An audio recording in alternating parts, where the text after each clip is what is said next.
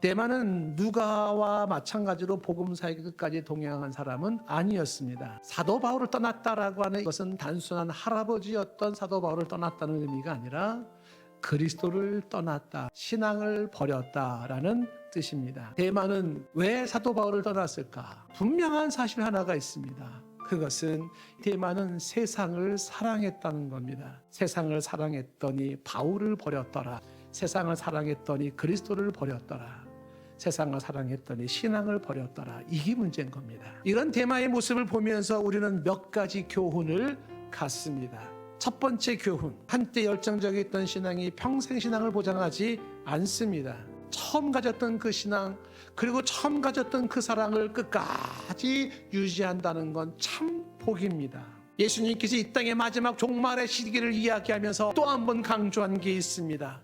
그러나 끝까지 견디는 자는 구원을 얻으리라. 그런데 왜 끝까지 견디지 못합니까? 여러 이유가 있지만 그 중에 하나가 세상을 사랑하기 때문이라는 것이. 오늘도 변함없이 주 예수를 사랑하는 사람에게 은혜가 있을 줄로 믿습니다. 대만을 보면서 두 번째 교훈을 우리는 이것을 찾아보고 싶습니다. 성도는 세상과 하나님을 겸하여 섬길 수 없다라는 사실입니다. 왜 두 주인을 섬길 수가 없을까요? 요한에서는 그 대답을 분명하게 말해줍니다. 세상을 사랑하면 아버지의 사랑이 그 안에 있지 않다. 좀 전에 말했던 두 주인을 섬길 수 없는 것을 말을 합니다. 그 이유는 이 세상에 있는 모든 것이 육신의 정욕과 안목의 정욕과 이생의 자랑이니 다 아버지께로부터 온 것이 아니요 세상으로부터 온 것이라. 세상을 사랑하지 말라는 말은 세상을 떠나 살아라고 하는 말이 아닙니다. 성도는 세상을 떠나 사는 존재가 아닙니다.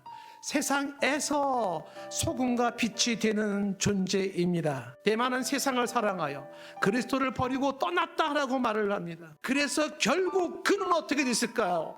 하나님과 영원히 함께할 영생을 잃어버린 자가 되고 말았습니다. 어떻게 이 세상을 사랑하고 싶은 이것을 이길 수 있을까? 예수님께서 보여주신 것은 말씀으로 이긴다는 것을 보여줍니다. 세상을 이기는 무기는 말씀입니다. 말씀으로 돌아가고 말씀을 붙잡고 말씀에 의한 삶을 추구하는 것입니다. 세상으로 돌아가서 세상을 붙잡고 세상에 의해서 살아가는 것이 아니라 말씀으로 돌아와서 말씀을 붙잡고 말씀에 집중하고 말씀에 의한 삶을 살아감으로 말미암아 대마와 같이 세상에 빠지지 않을 수 있을 줄로 믿습니다. 내가 말씀을 붙잡으면 말씀이 나를 붙잡습니다. 모세는 믿음으로 이 세상의 유혹을 이겼습니다. 바로의 공주의 아들이라 칭함을 거절하는 모세는 바보처럼 보였을 겁니다.